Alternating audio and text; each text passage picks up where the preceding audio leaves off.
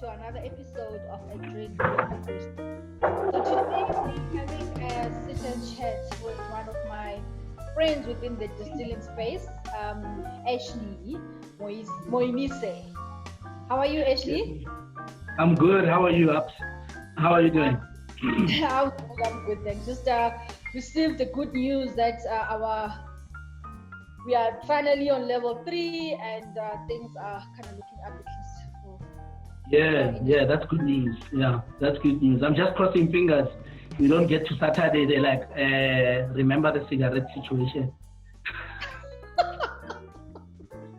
Yeah, I think I've seen your post. I think it's something we're gonna have to, all of us, work on making sure that our consumers are consuming our products responsibly, so that we don't end up back. Yeah. So we're having a drink with the Brewster. What are you having? I'll start with you before I share what I'm having. So I'm having my cultured pink gin with tonic, and just a simple gin and tonic. Beautiful native gin. Beautiful. We'll talk about all the different gins that you make, but go into more detail exactly what it's so interesting. Okay. Unfortunately, I don't have any gin with me, but I am still some beer. Don't ask me how. As long as you're having something. On day 60 plus 60 whatever of lockdown. Yeah. So I'm having a one of the beers that I actually make, a like a boss, like I don't know if you've seen it before. Yeah, no, I've seen that before. Yeah. Very easy drinking. Just making sure it's still as easy drinking. Yeah. No, this one is we already like a little bit low. So this is like our last stash of our pink. Bottom line is you are the maker of this, so you sure have a lot of stock somewhere in the garage. Actually, that was the last. That was the last. Just in time. Yeah, just in time. Yeah, just in time. That's exactly what I was thinking. Yeah. Can you tell us about, for those who don't know who Ashley is, I think we're going to do 2 parts. We introduce Ashley as a person, the Distilling Natives as a company. So tell us who Ashley is, and then once we're done, we'll talk about Distilling Natives, how did the company come about, and the name, what it means, and all that other wonderful. Yeah, all that wonderful. Yes. Yeah. So I was born in Alexander, grew up in Garankuwa, so I consider Garankuwa my where I was bred, and an area I grew up at. So that's my home. And out of that environment, I developed a lot of entrepreneurial. Actually, there were a lot of entrepreneurs in that area when I was growing up that actually influenced Ademolope, who ran the biggest bakery in the Northwest, the local lady who ran the local shop, which still runs to this day. I mean, I remember we couldn't even see over the counter. Now we over the counter and still buying. I think they're still even using the same oil they were using when I was. So that was inspirational, quite inspirational. The fact that one, not only were they running businesses in the 80s, but the businesses are still running to this day, except for Tatemulu.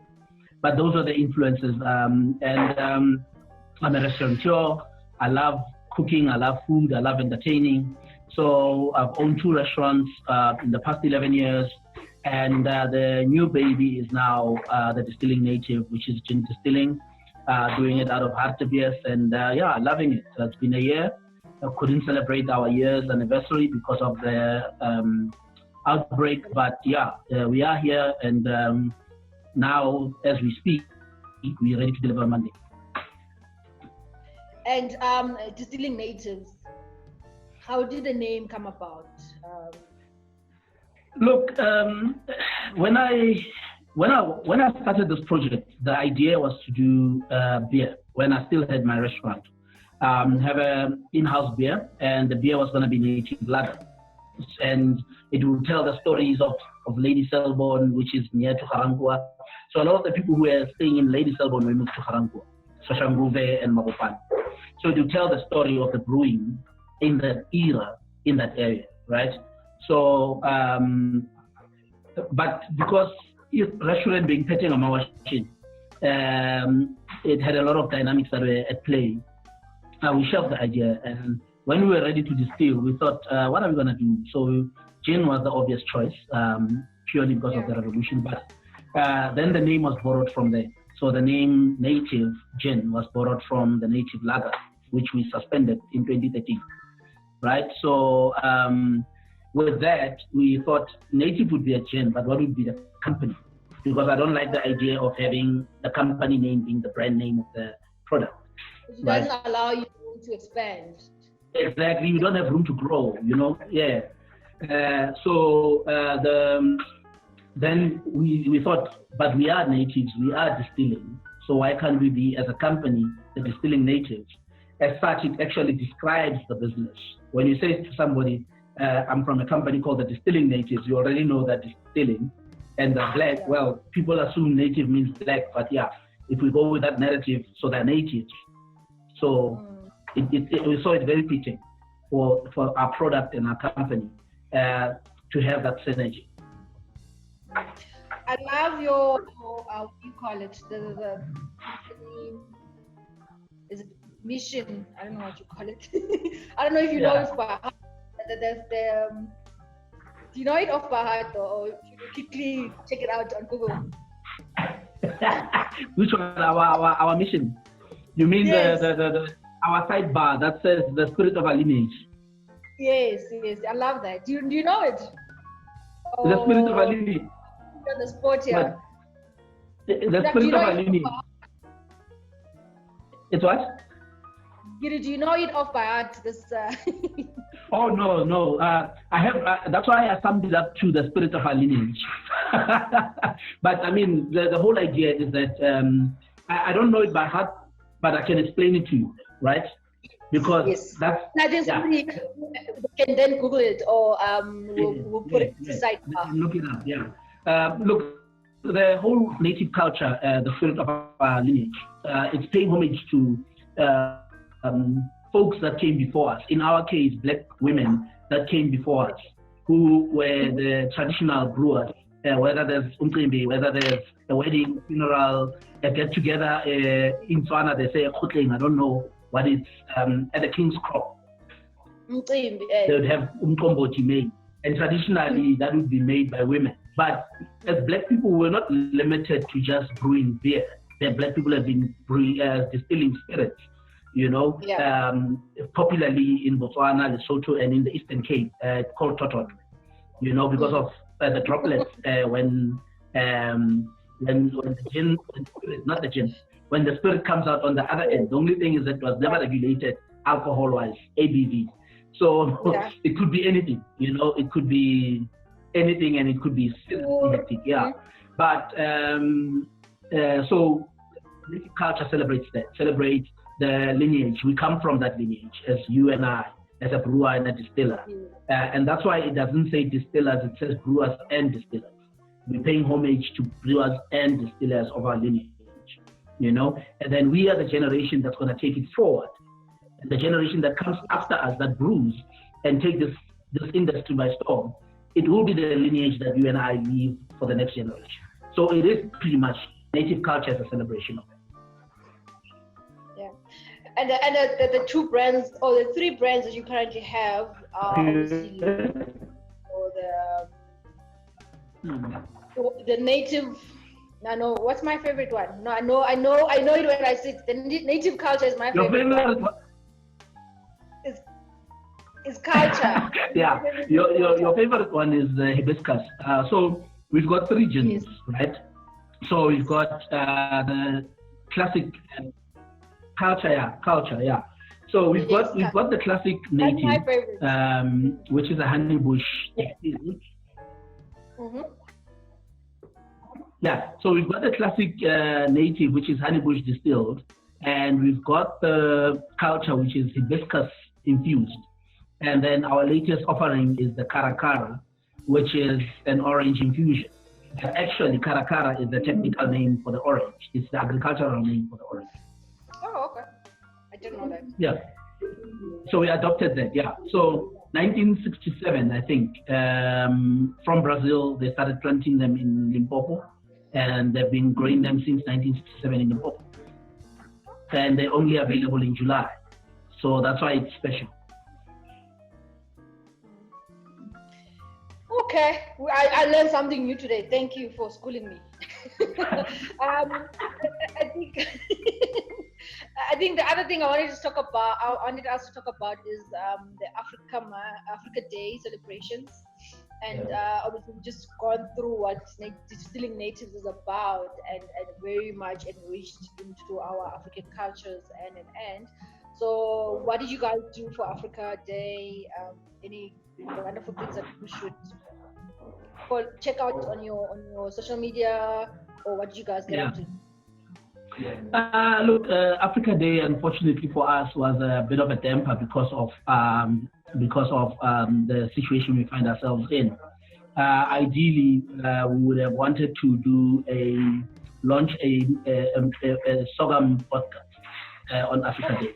Okay. I wanted to talk to you about it, but I thought, nah, we're not going to talk about it. So we did, I think last year November we did a couple of samples. In January we tasted a few. I'm not, I was not convinced. I must be honest with the sorghum, but in November. But as we kept distilling, it became smoother. It became better. It still leaves that. It still has a hint of that sorghum. And it still leaves aftertaste of sorghum, which is a bit problematic for me. But you want it to be there though, because it must be. I mean, you can't tell me it's sorghum, and then I must still look for the sorghum. Yeah, look, but the thing is, you don't want to also limit your market. Look, it's not something we're looking at doing at a broad market, but we're more looking at exporting the product as a unique South African product. So it's not something that we're looking at a South African market for. Because then we would never really capture a bigger market in that, But I was South Africans. How do you know? We're gonna love it. We drink it. You see, that's the thing, is we can't be talking about you loving it as the masses loving it.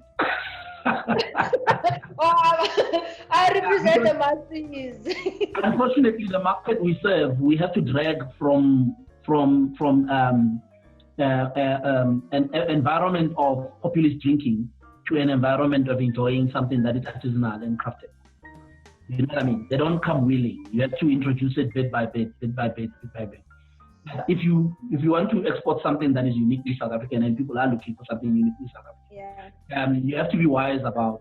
I can have a wide variety of products in different flavor profiles, but which one is for this market? Which one is not for that market? It's like trying to sell more funny worms in Oranje,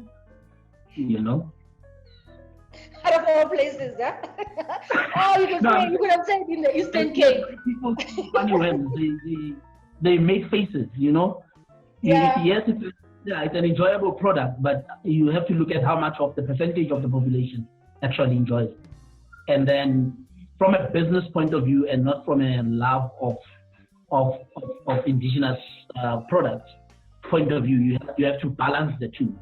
The love for your culture and the indigenous products and the market. You have to balance those two.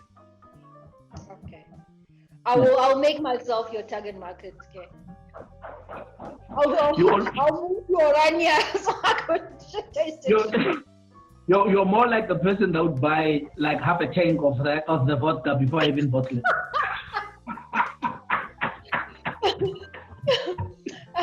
Talking about Africa, I know you did a stint, or you stayed in Botswana for a while. Let's talk about your love for Africa, the travels through Africa, and the experiences around the continent. Yeah, look, I was fortunate enough to join South African Airways, and 13 years in South African Airways, I got to experience the continent. And, like most South Africans, I had preconceived ideas of what the continent looked like, I had the we are South Africa, they are Africa type mentality. Yes. And, places like Nigeria, Senegal, places like DRC, you go to Kenya, you start experiencing, and my thing was experience local food, experience local drink, because most of my mates would go look for castle or go look for something that they know.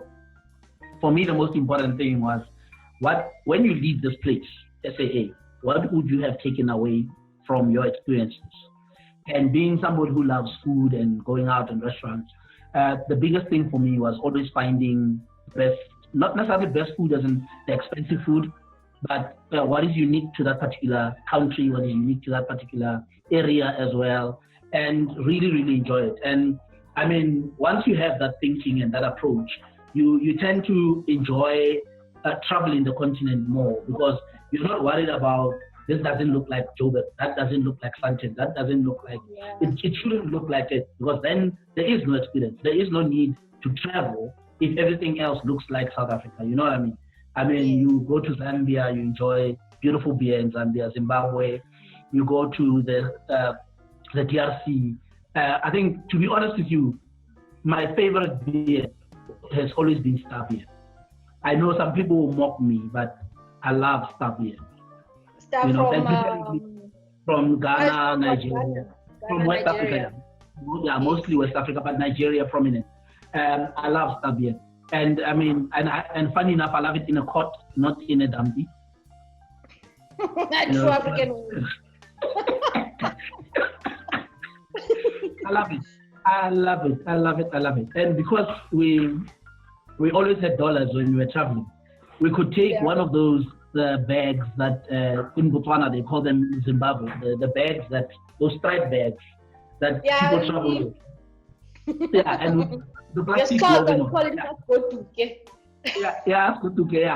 and we'd fill it up with those beers and walk to the hotel through the reception and go sit by the pool.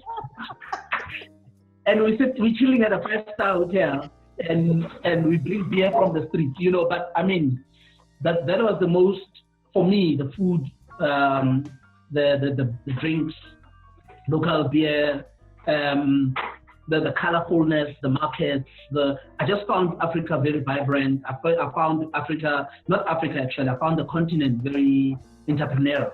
You can't wait for the government to do something for you. You have to get up in the morning and do something. Yeah. And that in itself, the spirit of entrepreneurship we need to have in South Africa, to say we can't wait for somebody to do something for us. We have to be starters of something. We have to get up and take the first step. It doesn't have to be a giant leap. It can be 2 steps forward, 1 step. Doesn't matter. The fact is you got up and you started. And that was my takeaway from an entrepreneurial point of view. And my stay in Botswana was pretty much Botswana, not wait for the government to hire them, but they'll do simple things like farming, which you don't find very popular in South Africa. It's not popular with the young people. It was not popular with us as young people. And I see the next generation is also not, you get a few people going into it, but also they're going into it blind, because very few of them make it because their head is in the right space as far as farming is concerned. Okay, interesting indeed. And any plans of taking the native gin into the rest of the continent? Look, we're doing very well in Botswana. We don't have the numbers that we would like, but for the 6 months that we've been in Botswana, we're doing very well. The corona kind of put a stop to things, but we know that there's a demand, and we're just waiting for the lifting of the alcohol ban in Botswana. Then we can export.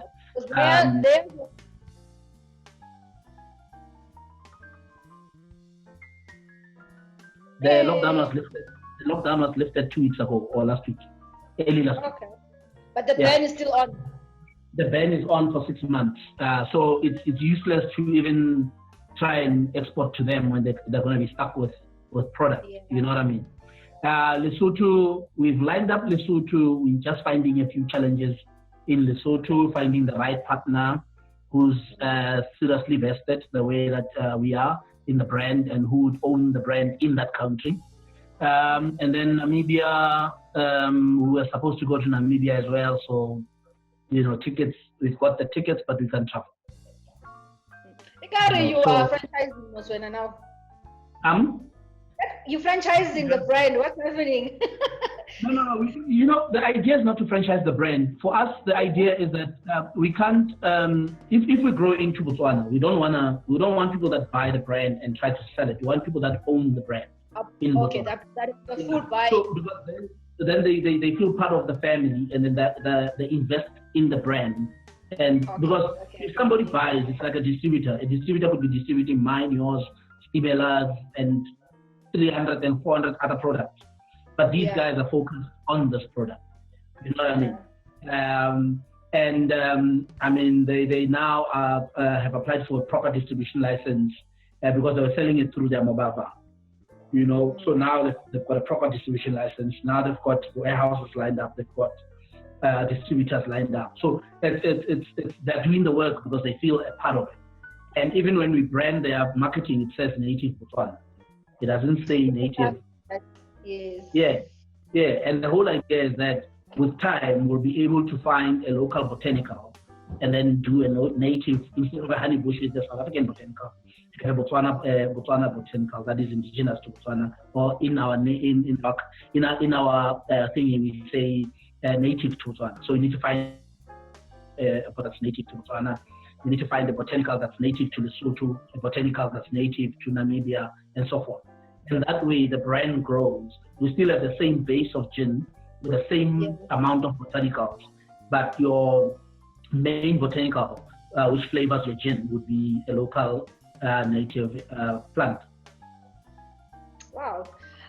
You've just given out your strategy. I hope it all works out for you, and whoever's listening, please don't steal the idea. Hey, people. No, they can steal it. You see, one thing I've learned, we all want to be like a Peewee, right? Then we get the tanks, we make the beer, whatever. You know where the challenge is? It's not in acquiring the stuff. The biggest challenge is getting to market. You and I know that it is the biggest challenge. It's going to market. People buying into your brand, people buying into the taste profile that you're creating. So over the years, I've told people about things that I want to do. When I wanted to open the restaurant, I was talking about it. And somebody said the same thing to me. Ash, you keep telling people about your staff and wow. I said, you know what? The thing is, I've thought about it. When I'm saying it, I've already thought about it, and it's already in action, right? Because it's like somebody saying, oh, Apu is doing sorghum beer, I'm going to also do a sorghum pilsner. That's fine. You do a sorghum pilsner. Is it the same quality? Is it the same flavor profile? It's okay. We're all doing what. You know what you're doing, and and I've got the networks. They might not have the networks.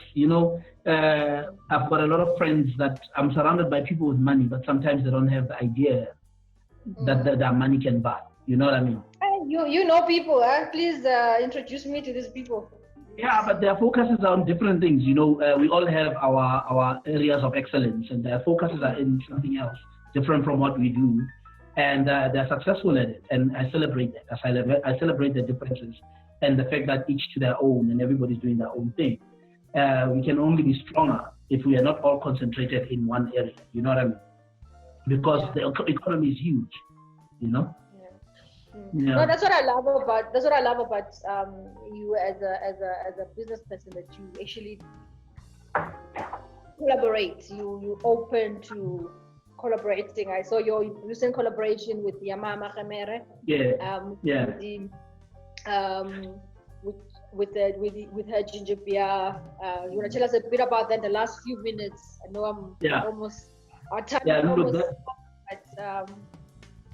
was amazing. I'm not a Khamere person, so I'm not big on ginger beer, But I tasted the cordial, but I mixed it with tonic on its own. Mixed it with I put the cordial, and instead of water, I used tonic water. And wow, what the flavor profile that came through from there was so amazing. Then I did a gin and tonic. I did a gin, a cordial, and a bit of tonic, and that was amazing. So then I decided, let me see what I can do with adding something fresh in it. So lime juice and a slice of ginger kind of balanced it off. And as a garnish, also brought the cordial to life. The freshness of the ginger brought the actual cordial to life. The lime brought the lime that's in the juice, in the gin, brought it to life. So it was a beautiful cocktail. And I think going forward, we're going to do gin kits for Father's Day, including Yamama Khemer, so that people already have the box and then they just mix and make cocktails. So it was a beautiful collaboration, and we're talking about moving forward and seeing what we can do beyond just the one cocktail. Yeah, no, I think I love around that space, and I think you should continue, keep it up, and I mean, we still need to do a lot of work together and see how far we can take Up here? Hello?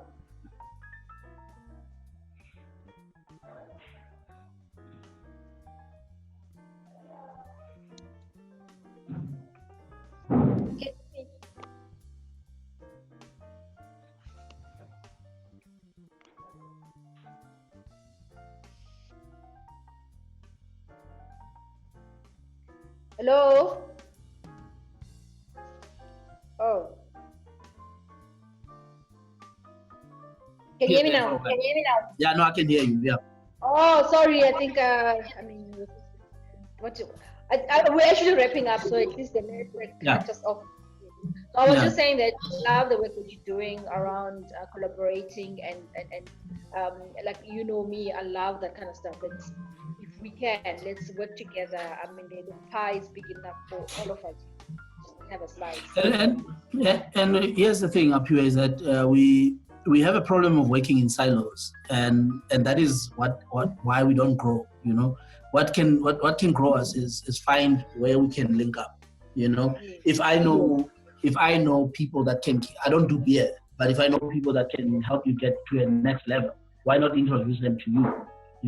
And the same, if you know people looking for gin, you say, look, I've got Ashley, people looking to drink beer. Yeah. I've got a P. I don't say when people look for gin, no, I'll do, let me do the gin. Let's not. Yeah. I think that's something as people we need to. Yeah, we need to stop working in silos. I think that's my 2 cents worth is that for business purposes, most people need to learn to start. Everybody wants the big loan, and the loan is a problem. It ties you into a lot of not being creative, but working. It's not a bad idea if it needs to be there, but you need to have at least done the groundwork for you to get to a point where you want to scale up. Some people don't want to start small and then scale up. They want to scale up from day one, which is where my problem is, because I've been down that road, twice. And I talk about it a lot.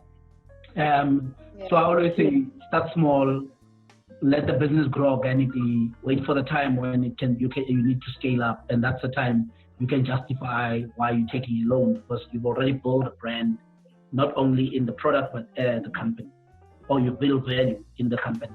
And my parting word is, we need to stop working in silos and collaborate the way you and I collaborate, the way Yama Khemer comes on board whenever I call.